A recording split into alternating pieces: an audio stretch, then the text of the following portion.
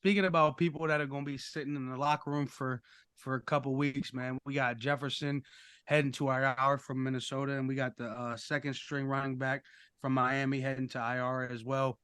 It's really unfortunate for Minnesota. I mean, they're already 1-4 as it is. I don't see them even making the playoffs at this point.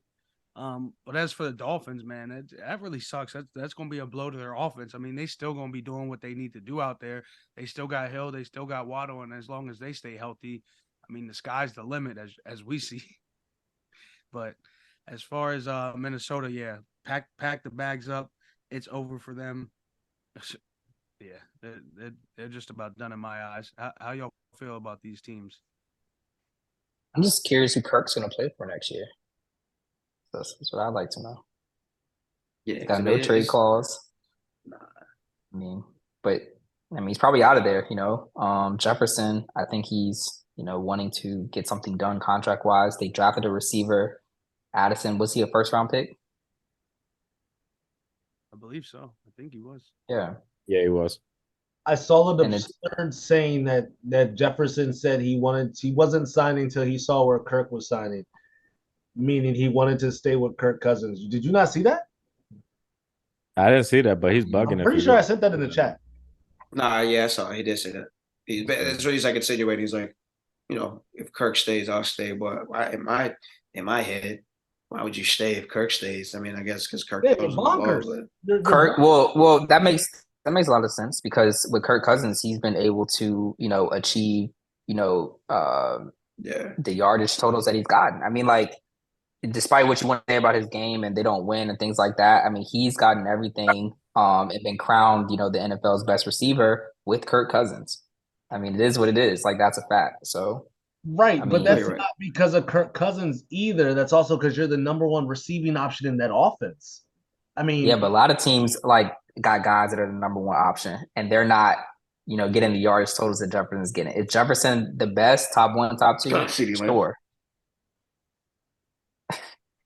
I, I I think it's was Adams. I still think Devontae Adams is the best receiver in football. But despite what happened the other day in that game, giving him 4 targets. But yeah, I mean Jefferson's up there. I mean he's got the yards. And Kirk's been throwing to him. I don't see why not. I mean he's comfortable. He knows Kirk can get him the ball. So I mean that makes sense, I guess.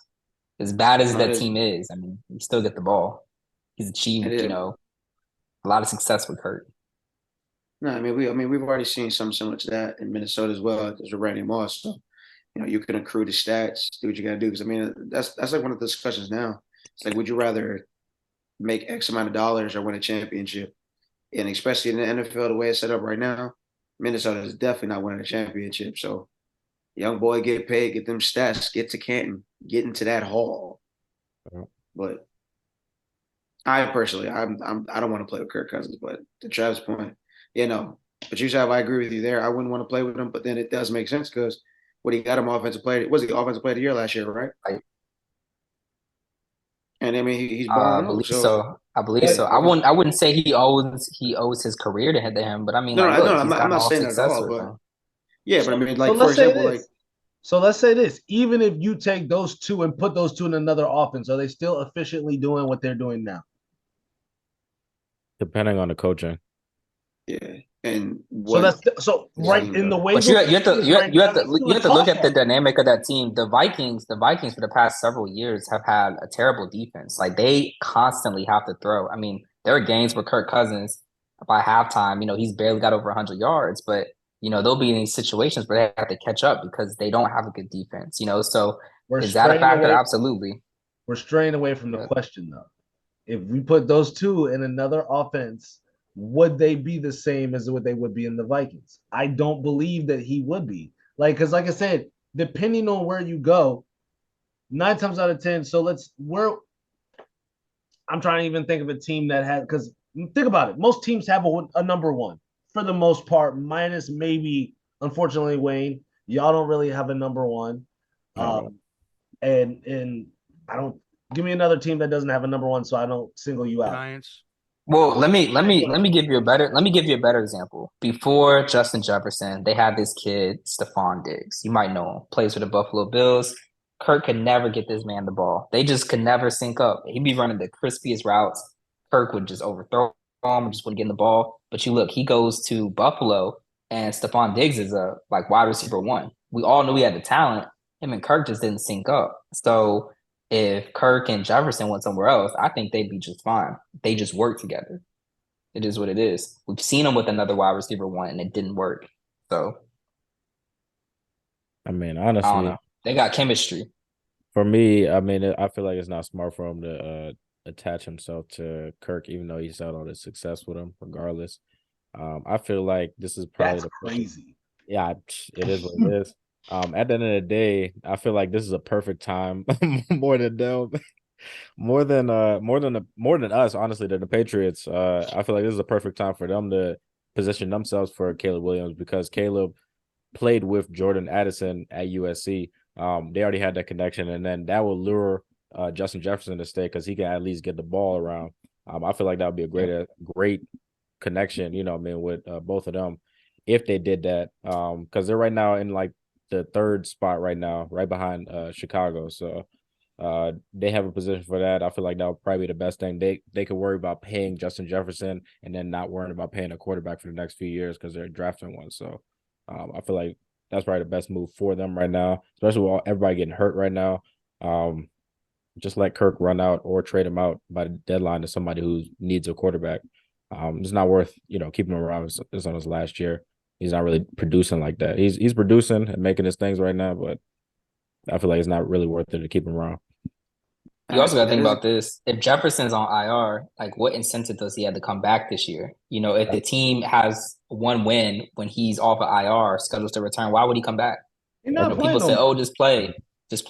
Like, nah, like why would I risk it for, the season's done. I'm not going to be the yardage leader probably. I already missed 4 games. Yeah. kind of. Bro, chilling. He's not playing. He knows the season's done up. Yeah, go relax. Yeah. 2 trash points as He's well. coming back just for the yards. He's coming back just to eat up on the yards. He's not coming back, bro. I promise you that. Nah, he probably not coming back, bro, because he's not gonna win any accolades at the end of the year. He got hurt. He had a couple games where he played really well, but nah, I can see him not coming back, especially if they only have 1 win. I think they beat the Bears, but we'll see. I was gonna say, Wayne, that's a good point as well with Caleb, but another example of a quarterback or receiver kind of losing their spot was Deebo Samuel. He was the number 1 receiver in San Francisco with Jimmy Garoppolo. Jimmy leaves, Brock Purdy steps up, and now Brandon Ayuk is the number 1 receiver by far. So you never know what happens. Pissing me off. Oh my god. But I'm saying you just because Justin Jefferson is a dog no matter what. But who's to say another quarterback doesn't come in and then like Chris Carter was a guy and Randy Moss, and them, you know what I'm saying? So just things to think about. Because like you got him. Even if he goes somewhere, like a lot of teams have receivers now. So respectfully, you have him somewhere. I'm not saying he's going to be competing. Other guys are going to be competing with him to get the ball, and then again, be certain situations and the routes that are going to be ran where it's going to be placed, and the target's always going to be on him defensively. So then that opens up other guys. And once again, if you open up other guys and you build a connection with those other guys, you're going to tend to look more to those other guys than your normal main target you should be. If Justin Jefferson went to like the Giants, bruh, Daniel Jones might be nice because he's got speed. He's got a good tight end. You don't have an O-line. Yeah. That would be rough. They can fix that. They can give him Justin Jefferson on one side and put Devontae Adams on the other side. If he doesn't have the seconds to throw the ball, they not winning the game still. No, I would just run all goal routes. Jones has been sacked 9 times. I'm sorry. All streaks. I said, Hefe, didn't you say he's been sacked 18 times? Yeah, let's get into that fact right now. Daniel Jones in the last 2 games has been sacked 18 times. I don't even remember the last time a quarterback's been sacked more than 10 times in 2 games. Man, I mean, this is I think Joe Burrow was pretty close a couple of years ago to that. You're probably right. Joe Burrow last year or the year before that was fairly close. He was getting that going on. But I mean, 18 in 2 games.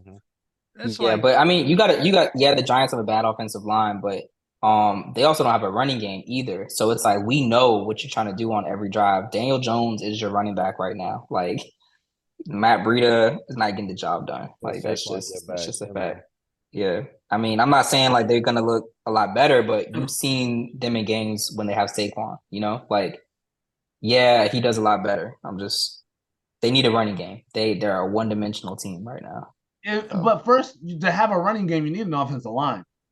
Yeah, you need an offensive line, but Saquon, okay, the Giants haven't had an offensive line in like 10 years, and we've seen Saquon, be damn near the leading rusher in the Right. NFL. But if you think about So it, Saquon's a generational back, in my personal opinion. absolutely, You're he not going is. to have many backs that are going to be able to create space the way that he does. So if you don't have a back that can generate the space that he does, you're not really going to have a run offense. You know what I'm saying? Like, to your point, they wouldn't even have a run offense to talk about if it wasn't for him. You know what I'm saying? I agree. Like I agree. that, like him being in that offense allows us to even bring up the point of saying run offense. You know what I'm saying?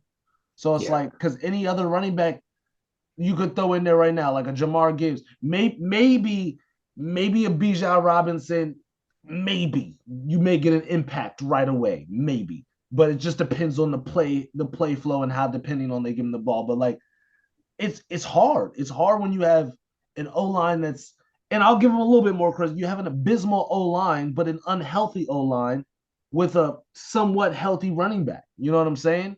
Like if you have And a they've healthy spent first line, round draft picks on this offensive line. like imagine even if you have a healthy O line with a sub healthy running back, you're still fit for a better game than you would be with a unhealthy line and a healthy running back. You know what I'm saying? All it takes is one play.